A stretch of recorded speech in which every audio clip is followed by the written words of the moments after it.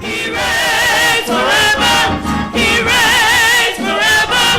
He reigns forever and evermore.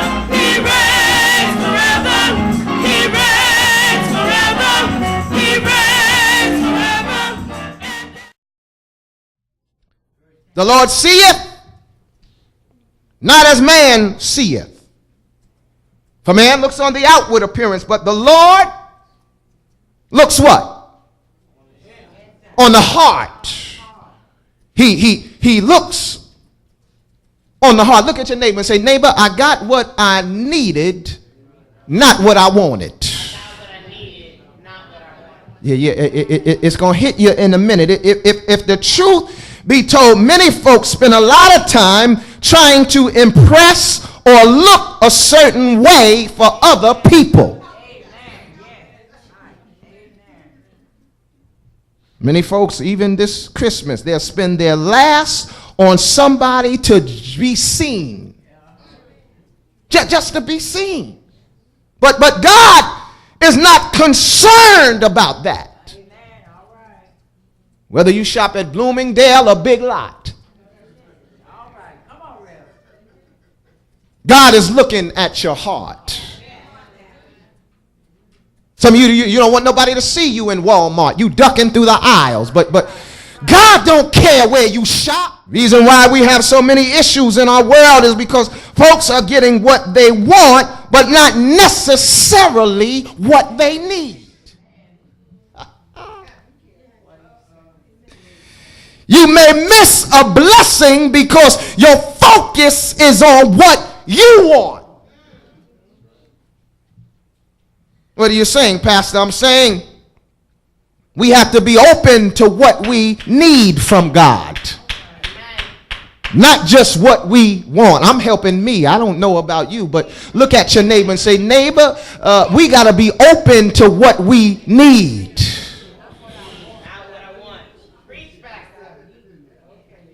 Look, and look, I'm struggling with this because sometimes what we need is not comfortable or convenient.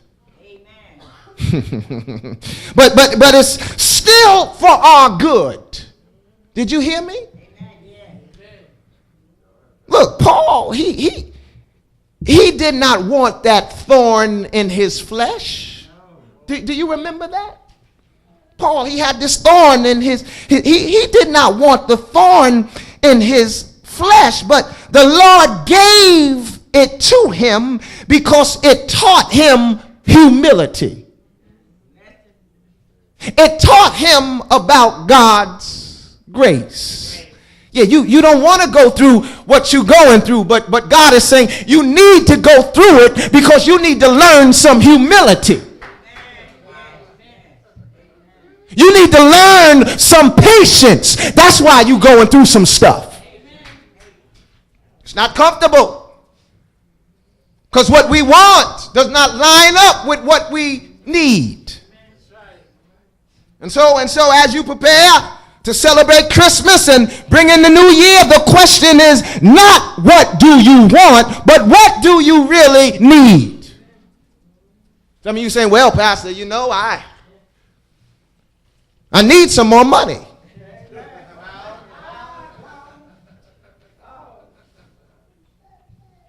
I need a new car, Pastor, because my car, some mornings it act like it don't want to start. But I'm not talking about material things. I'm not talking about stuff. Because we need some things that money cannot buy.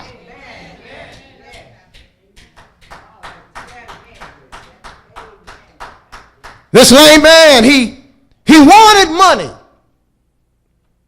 But God knew he needed something more. Come on, look at it. He wanted money. Yeah, he was standing out there. If he just got money from Peter and John, he would have been back probably the next day or the next week begging some more. Y'all don't hear me?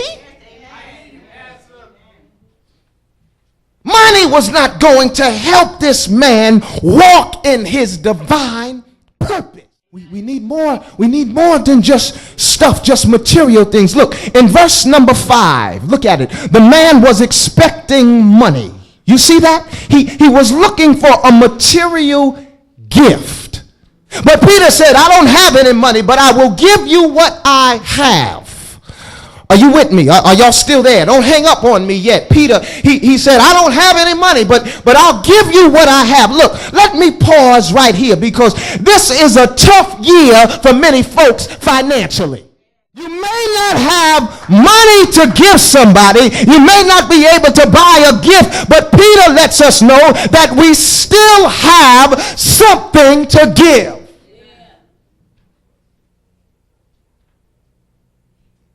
This gift is priceless.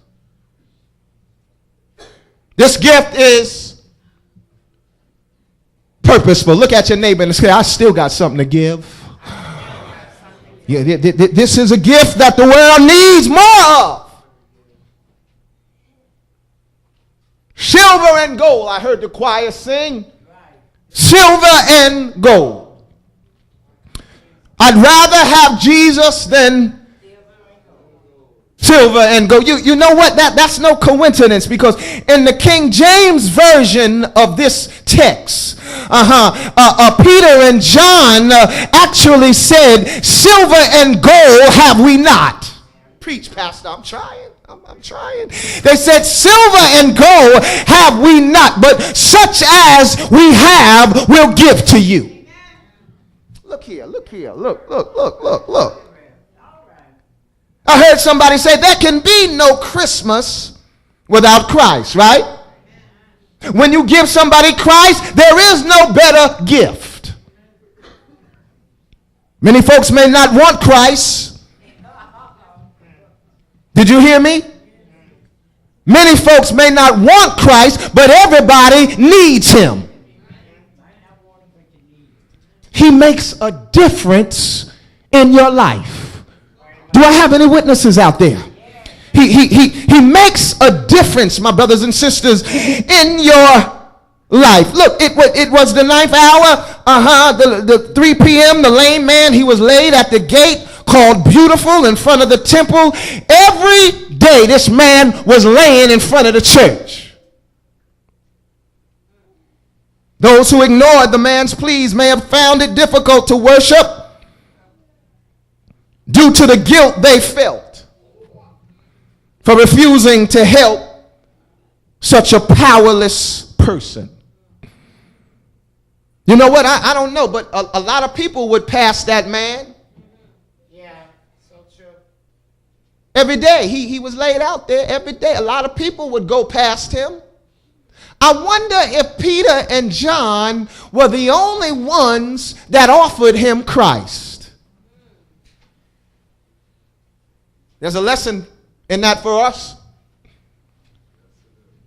We pass a lot of homeless people, a lot of people that are in need, begging for money. And you know what? Sometimes we don't need to drop a nickel or a dime or a quarter or a dollar in their hand. Sometimes we need to ask them, you know, my brother or my sister, have you ever met Jesus Christ? We are so prone, we are so programmed to think that we always have to give people money. But there's a greater healing that folk need. Come on, look at your neighbor and say there's a greater healing. There's something greater that people need than money. Money is only something that can last for a temporary spell. Look at it. My brothers and sisters, as I hurry, I'm going to my seat. The apostles, Peter and John, just some change in his pocket. God said, you know what? You not only need a hand up and a healing, but you also need a testimony. I ain't got no help in here, y'all. Y'all not reading it. He gave this man a testimony. Do I got anybody in here that has a testimony? Is there anybody in here that can say that I know the Lord brought me out? I know you don't have all you want in your life, but I bet you got everything you need. And I'm glad today that God will give us what we need. Do I have a witness today? I'm glad that God will make a way.